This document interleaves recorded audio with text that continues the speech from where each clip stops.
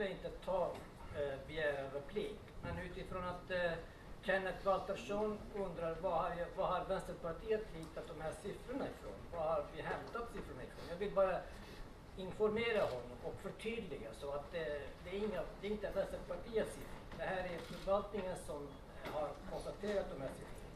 Jag kan bara förtydliga en gång till. 2010 har kommunen förlorat 37,5 miljoner.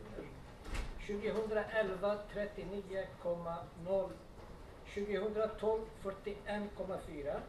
2013 43,2. 2014 50,0. 45,0. 2015 48,6. Och slutligen 2016 72,0 miljoner.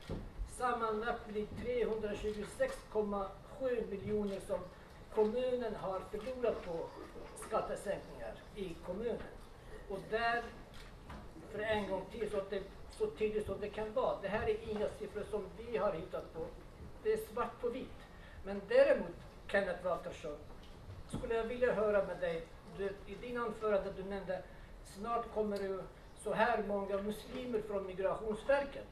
Och då skulle jag undra, har du mer information än vi andra som sitter här har? Hur vet du att de som kommer är muslimer? Har du undersökt folks tro eller folks tillhörighet till religion? Hur vet du de här siffrorna? Om du pratar utifrån, vi utgår ifrån korrekt information. Är det korrekt? Har jag förstått det rätt att alla som kommer är muslimer? Vad grundar det på? Kenneth Waltersson, Sverigedemokraterna lämnar svar. Varsågod. Jag har inte nämnt muslimer idag, men jag gjorde det förra gången.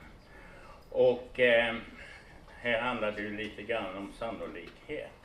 Om man kommer från Afghanistan, om man kommer från Irak, eller om man kommer från Somalia, eller om man kommer från Syrien, så är det mycket, mycket stor sannolikhet att man är muslim. Den allra största delen av dem är det. Sen finns det några undantag. Det finns några kristna som kommer också. Sen finns det några som inte är någonting alls.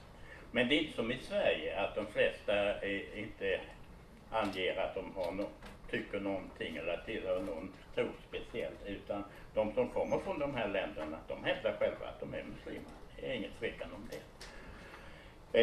Därmed har jag svarat på det. När det gäller de här siffrorna så kan inte jag bemöta dem eftersom jag inte har tillgång till några egna siffror här just nu. Så att det är lite svårt. Men jag förstår lite grann hur du räknar. Om vi säger att år 1 så sänker man skatten med 10 miljoner. Och sen så ligger den skattesatsen kvar i 10 år. Då innebär det att efter 10 år så har den ökat till 100 miljoner. Därför att man ligger kvar på en lägre nivå. Det är så som du räknar, förstår jag.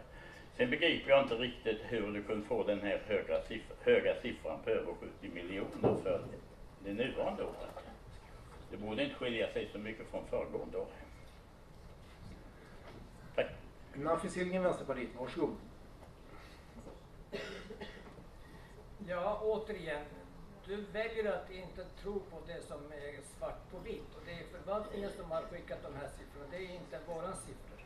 Men om du vill verkligen veta och förtydliga för dig själv så kan du skriva till förvaltningen. Hur mycket har vi förlorat på skattesänkningen? Då kommer du kanske få ett svar så att du kan lita mer på det. Men återigen, jag hör inte dig säga något konkret. Du säger sannolikt. Och så där du står i talarstolen och säger att det kommer så här många muslimer. Och det finns en tanke med det. Det är inte bara en grupp som nämner det. Det är för att skrämma folk kanske. Ja, men det kommer muslimer. Oj, vad ska hända då? Det är ungefär så det du vill sprida, den här rädslan hos folk som kanske inte har korrekt information om det och det andra. Och därför du skapar en rädsla i kommunen. Slutreplik i detta replikskifte. Kenneth Waltersson, Sverigedemokraterna, varsågod. Ja, om vi tar det sista först. Så pratar jag naturligtvis om sannolikheter eller antaganden. Om jag skulle säga att minst 80% är muslimer så tror jag ingen skulle kunna slå mig på fingrarna och säga att jag har fel. Det gör jag inte, jag nämner inte 80%. Utan jag säger att sannolikheten är att de allra flesta är det. Och det tror jag håller vid en granskning.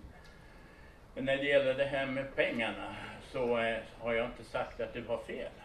Jag har bara sagt att jag har inte tillgång till de uppgifterna själv här.